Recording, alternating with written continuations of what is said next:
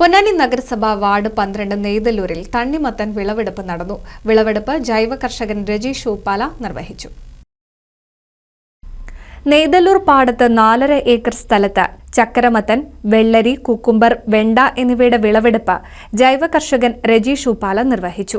Ward councillor Shahul Hameed, കർഷകൻ ദേവൻ തൊട്ടിയിൽ എന്നിവർ വിളവെടുപ്പിന് നേതൃത്വം നൽകി.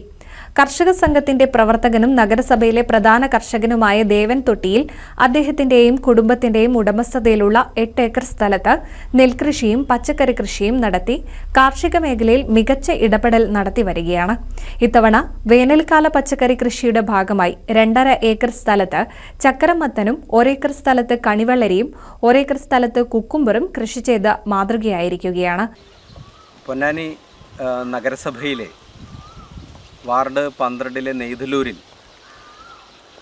2.5 ഏക്കർ സ്ഥലത്ത് ചക്കരമത്തൻ കൃഷി ചെയ്ത് വലിയ വിജയം കൊയ്തിരിക്കുകയാണ് നമ്മുടെ നാട്ടിലെ ഏറ്റവും പ്രധാനപ്പെട്ട കഠിനാധ്വാനിയായ കർഷകൻ